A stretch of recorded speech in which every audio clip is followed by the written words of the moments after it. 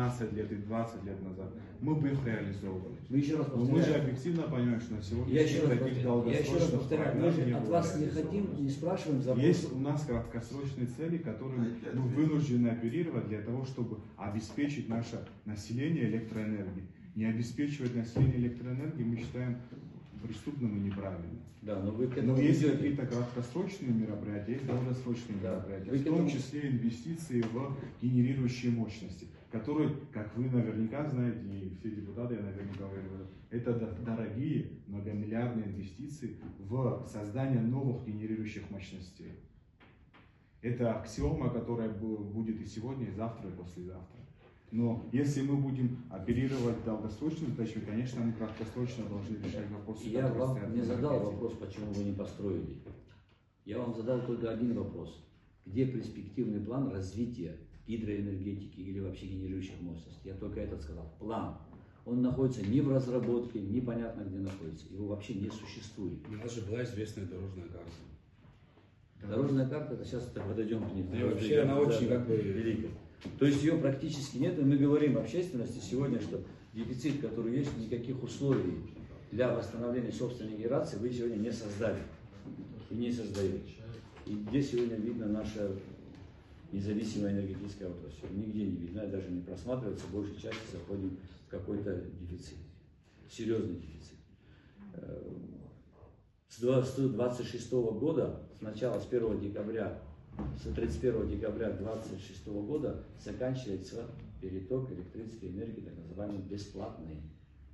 И у нас будет ровно 600 миллионов киловатт-часов дефицит на сумму, какую средняя часть? Около 3 миллиардов рублей мы должны выдать электроэнергию. Вот что, к чему вы сегодня, та политика, которая сегодня ведется в энергетике, вот к чему идет. Больше других перспектив пока не вижу. Теперь перейдем, что касается... Если можно, один все-таки для себя такой. А вот эти предложения, которые были, да, вот два предложения, допустим, дали возможность их реализовать, да, насколько увеличится наши генерирующие мощности вот при реализации? Значит, последнее предложение, которое мы имеем по перепадам ГЭС, оно абсолютно находится, как говорится, на стадии проработки. Если будут достигнуты двухстороннее понимание, позволит нам до половины нашего дефицита покрыть. Ну, опять-таки половина. Да. И то это...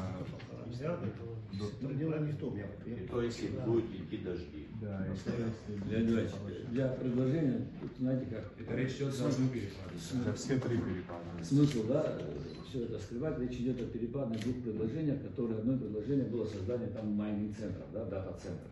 Вот о чем речь идет, и, наверное, многие знают, что половина выработки электроэнергии для использования дата-центров. Ну, дата-центры сегодня в Абхазии, как мы знаем, идем к тому, что уменьшаем, боремся с ними, да, и актуальность этого предложения пропала. А больше, для того, чтобы привлечь инвестиции, нужно для них создать условия. Если мы не создадим условия, они не придут к нам. А если не придут к нам, мы не создадим условия, то куда мы тариф наш уйдет? В небеса.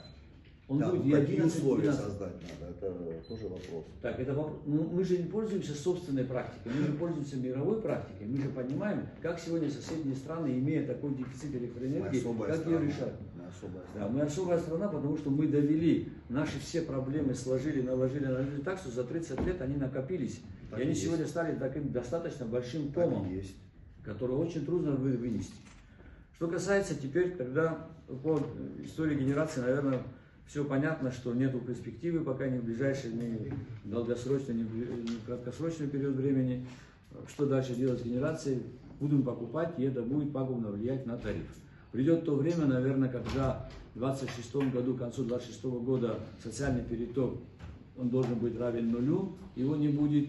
Покупка электроэнергии для бюджета Абхазии будет плачевно, тяжелым, невозможным. Тем самым мы обречем достаточно большое количество часов отключений. Это то, что нас ждет. Вот это перспектива, которую я вам называю.